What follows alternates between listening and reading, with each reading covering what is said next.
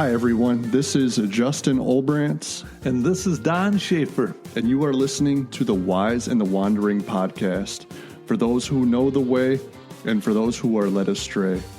And if you feel like you are in need of some spiritual wisdom, then you're in the right place. So let's dive in.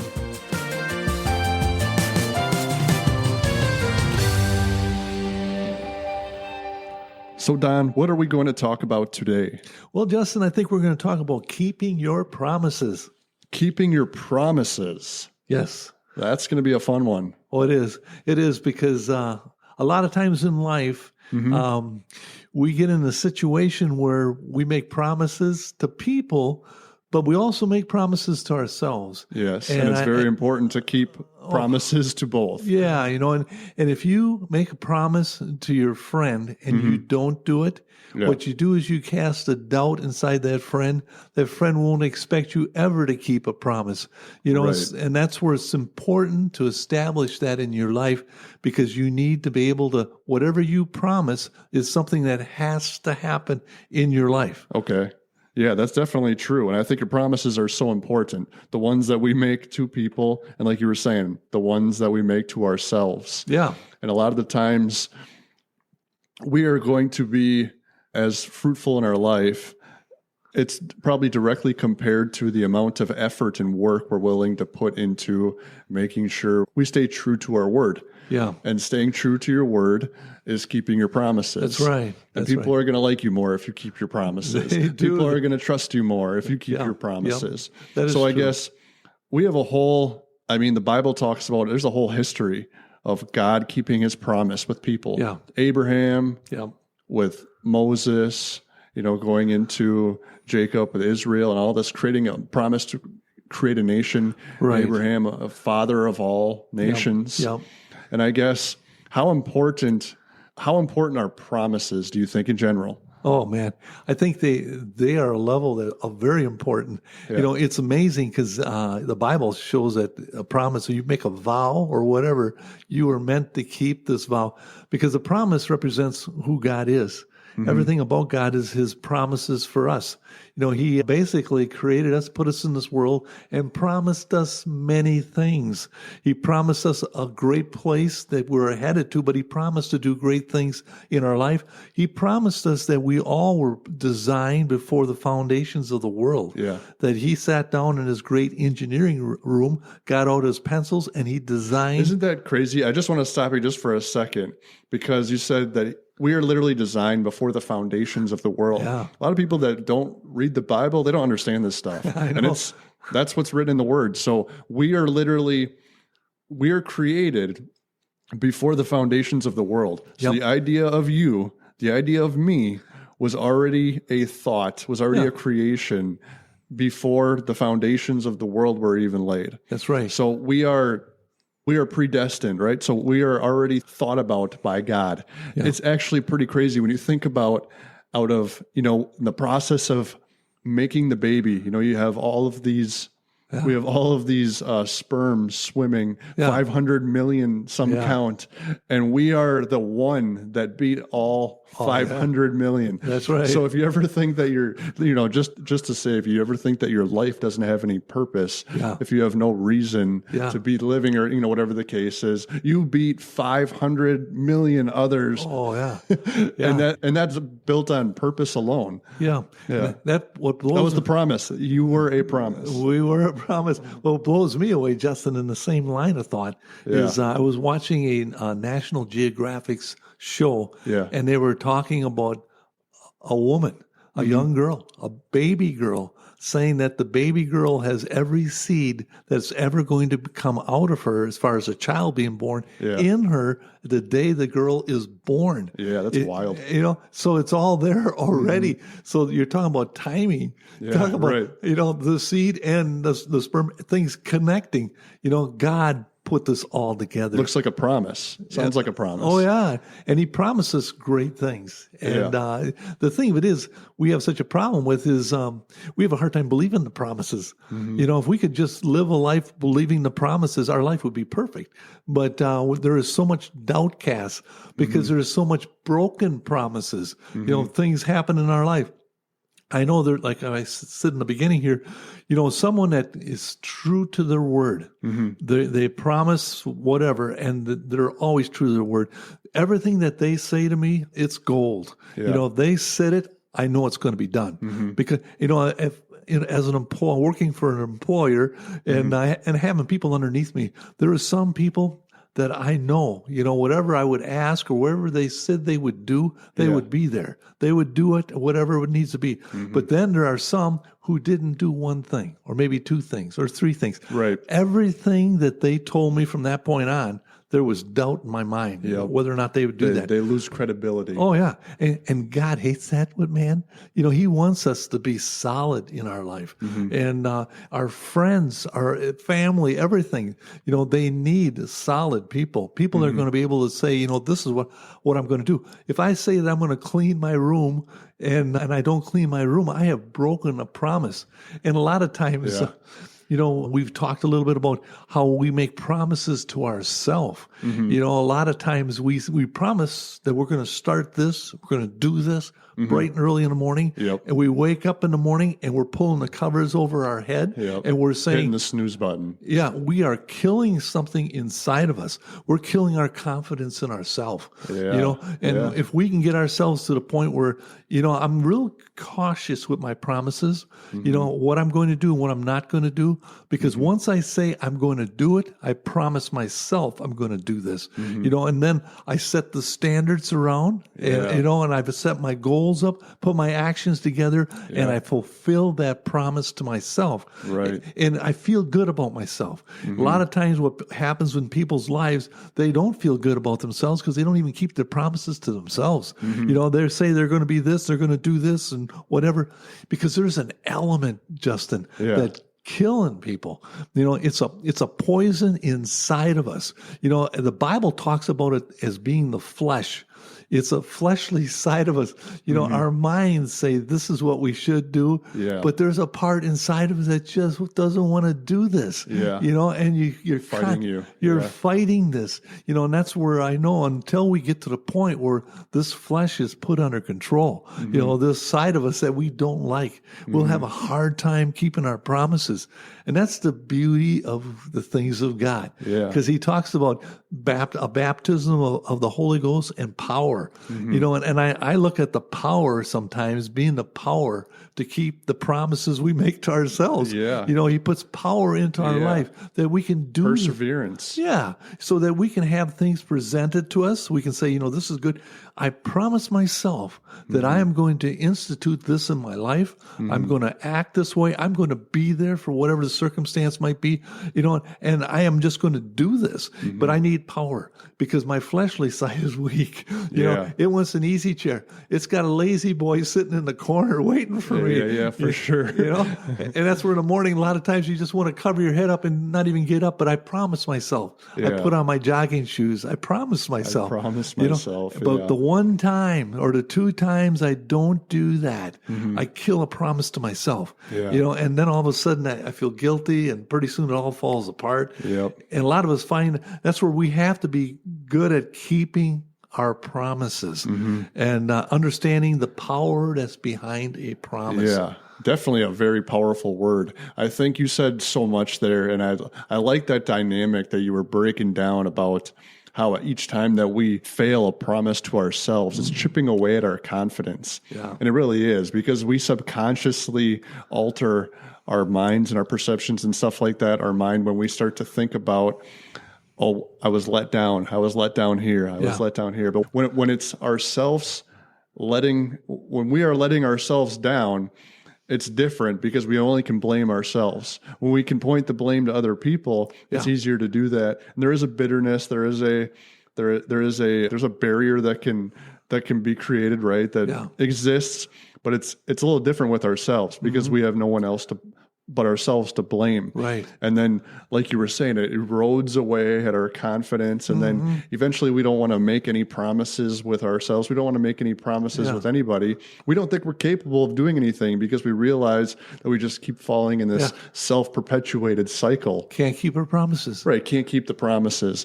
So, when I was growing up, I just remember like when my mom or my dad would say something to me, I would just always want them to follow through on their word. Yeah. And when they wouldn't, Ooh, that's good. if my mom would that. go and she would say, I'm going to take you here, I'm going to do this for you, and she wouldn't do it, it would really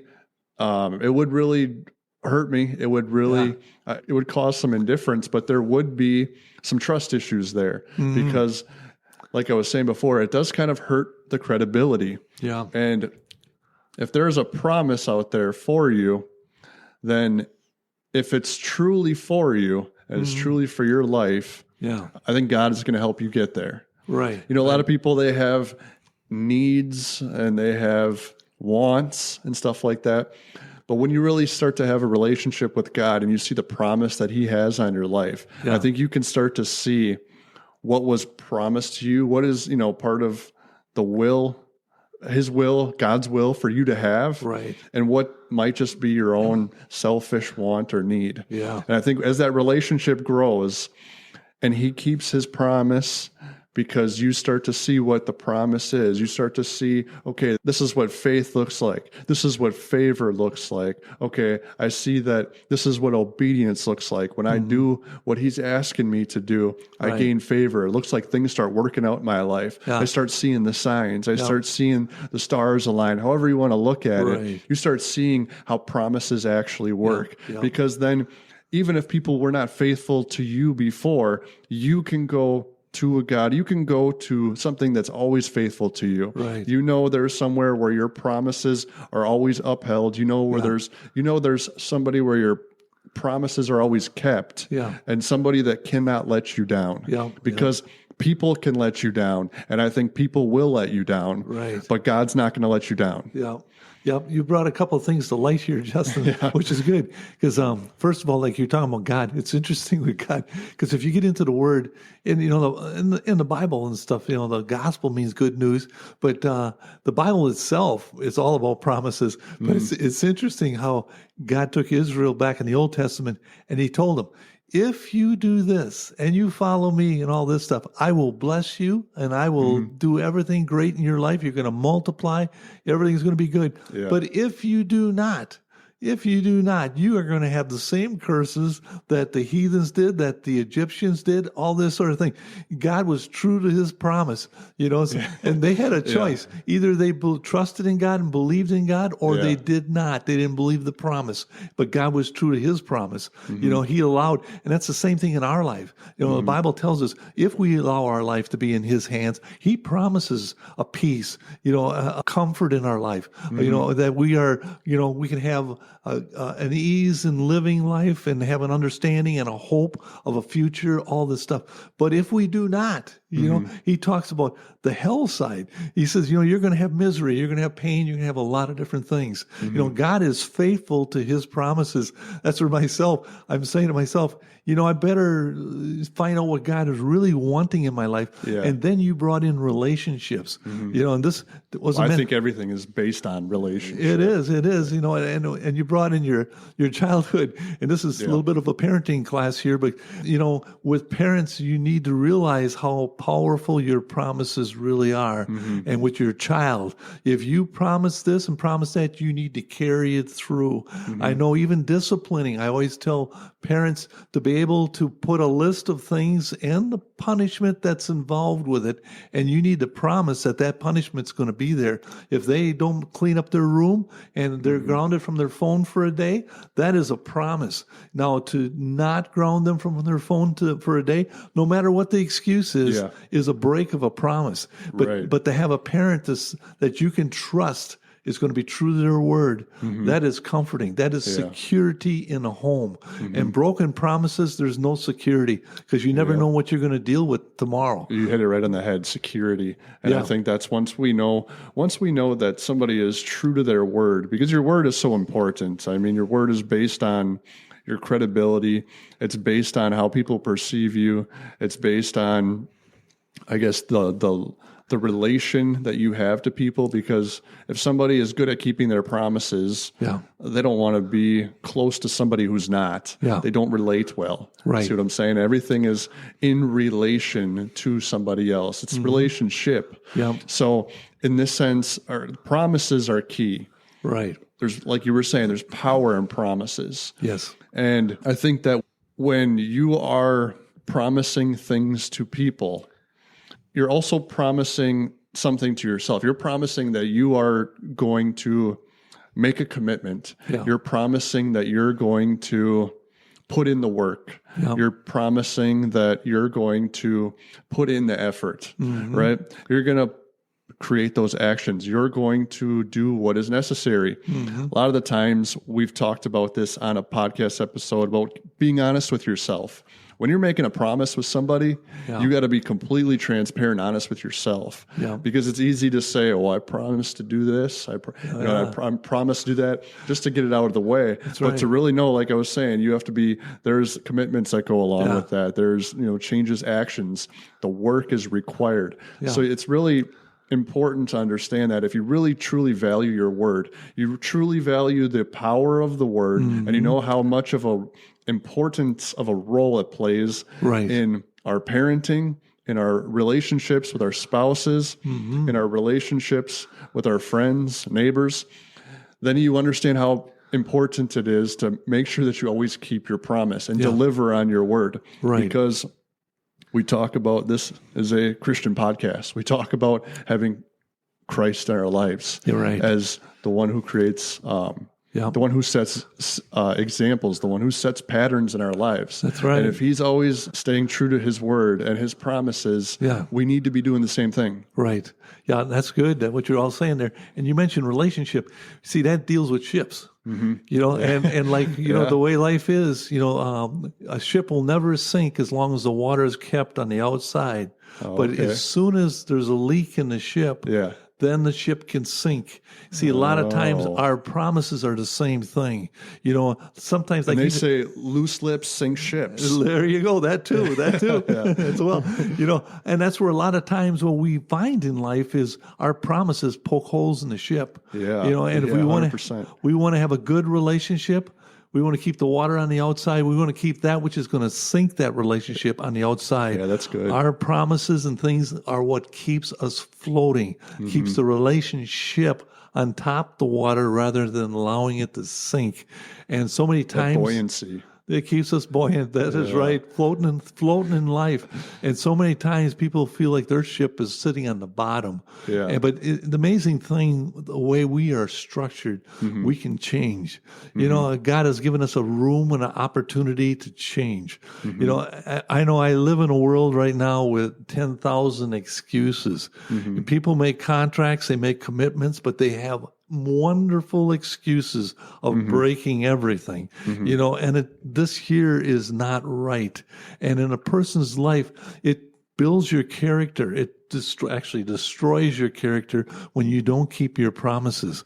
When you say you're going to be this and you're going to work on that and do what you say you're going to do and you don't do it, it not only destroys your situation in relationship, it destroys you as an individual. It kills your confidence in yourself. And I know myself, I'm cautious on what I promise to do, but I try to carry it through. I try to eliminate excuses. I know I worked for a company that for injuries, the motto was there's no excuse. Because people would get injured and they'd come in and they'd have all these excuses. Well, upper management says, we don't want to listen to excuses. We want you to make sure that you don't get yourself injured. That's a manufacturing plant, right? That's a manufacturing plant. And I got jackets and all kinds of prizes for how many hours they worked without any injuries. Oh, nice. But people were cautious. They looked at things differently. And a lot of times in life, we just sit there and rely, it doesn't matter. I've got a lot of excuses. It doesn't matter. If I'm a young person, it doesn't matter if I do my homework, or it doesn't matter this or that. The dog ate it. I've got many excuses of things, but in reality, you're only hurting yourself. And so God has designed us and wants us to keep the promises. It's interesting, and I don't know the names, but it was in the Bible. There was one battle of some sort, and this one commander said, whoever greets me, I'm going to, I don't know what it was, he was going to sacrifice. And he comes back home and his daughter comes out to greet him. And he made a vow. Yeah. And, and it tears me up. That's not good. No, I mean, it ended up, she was sacrificed. Oh, it's serious. This is serious. It's in the Bible. I don't know the chapter and verse on this, but, but they took vows and stuff very serious back then. And today's day and age, we don't take them so much. There is so much lies and deceit and all this stuff going on, and even commitments. I mean, I see professional athletes signing contracts, and I laugh. I said, what does this contract mean? Is this a promise? Is this a promise? Right. I mean, next year they're playing for another team. Right. How does that work? And in relationships between a husband and wife, you say, I do. It is a promise, for better or for worse. Okay, how bad is worse? It seems like people always find something that is worse enough that they can separate themselves. But this is a contract. Yeah. And I often think that, but I wanted to say something is that not too long, actually, I don't even know if I've told you this, Don, but not too long after my wife, Karina, and I got together. Yeah. It was maybe a year into it or so. I got her a promise ring. Oh, yeah. Yeah. And you didn't tell me that. I got her a promise ring my promise was that I was going to get her an engagement ring. I think that's the idea of the promise ring. Wow, I didn't know. It's a preface to the other ring. It's a ring for a ring. Yeah. And then I waited around 5 years or so to actually propose. Oh, yeah. So I just wanted to highlight this. I just want to point this out because the power that goes into that promise, the power is in delivering on the promise. Yeah. But the power is not in saying the promise. Right. Power is in following through on the promise. Yep. So when I actually proposed and I actually gave her the engagement ring, that was me delivering on my promise. Now, It took me way too long to do it. And when I realized now, if I would have been thinking clearly into it, if I would have been fully transparent and honest with myself, I wouldn't have waited so long. Yeah. To make the promise or to deliver. I wouldn't have waited so long, or I would have waited longer to give a promise ring. Yeah. Because 5 years is a long time to keep somebody waiting it for. It creates doubt. Yeah. And I'm not just trying to say this to speak on my own testimony, and it's, a little embarrassing as well, but to also speak to others out there. If you're waiting, if you've made a promise and you're waiting, the power is in you delivering the promise, not you telling somebody that you've promised to do something. Yeah. So I would encourage anybody to deliver on that promise because there is power in that. You get that power, and that power works in unimaginable ways sometimes in your life. Yeah. Because had I just kept holding off on a marriage, right? I wouldn't know how wonderful a marriage is. Yeah. I wouldn't know how wonderful a wife is because I just kept holding out on the promise. Yeah. So it's just important to keep that promise. If you say you're going to do it, don't wait to do it. That's right. Yeah, because the beauty of what you did was right there, and you waited 5 years for marriage. Yeah, thanks for reminding me. That's interesting. I guess back in my day, which goes back a little bit further, I never heard of promise rings. Yeah, that's a newer concept. Yeah, it usually was an engagement ring, and then you got married. So. But that's I'm happy to hear that you fulfilled your promise there.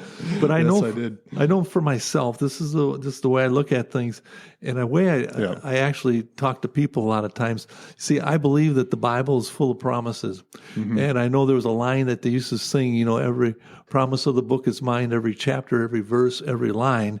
See, I believe that if there's promises in the book, I'm trying to get every promise that's possible to get in that book. Yeah, I was just thinking, there's so many promises in that book. There is. Why are you not reading about these promises I know. if you're not? Yeah, and holding God to His word. I mean, He's one that cannot lie. The Bible talks about that. Yeah. He cannot lie. He made the promises.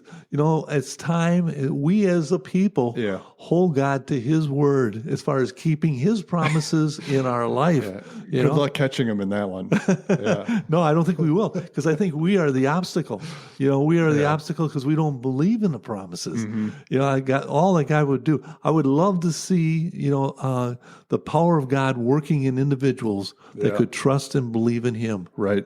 And a lot of times, we struggle with that. But it is important for us to realize that we do need to keep our promises.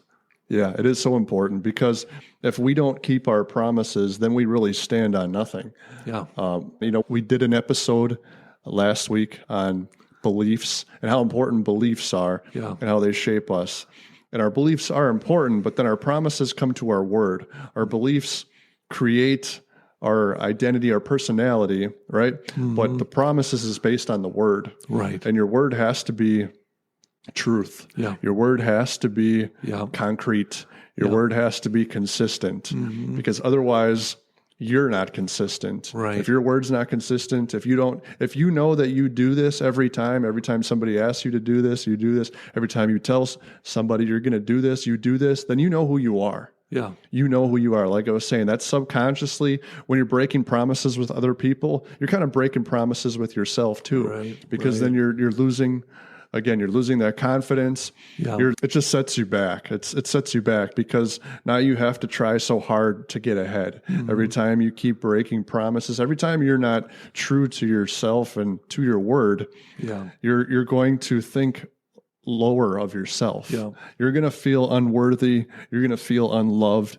You're going to feel like you're not accepted. Yeah. And that's exactly where the adversary gets in there. Right. And he puts you into these spells of rejection. Yeah. And you go through these frequent spells of rejection. Sometimes I think they happen at the same times, like coordinated attacks at the same times of each month. It almost seems like things just happen in cycles. Right. And if you can get yourself to a firm believer of the truth and only wanting to be true to your word to people, then you won't fall into the traps of lies and the traps that the adversary is trying to catch you into, lies and rejection. This is good. This is gold, Justin. It really is, because, just the promise itself, that element is gold. To realize that there's big promises. I know I've had the opportunity of officiating funerals.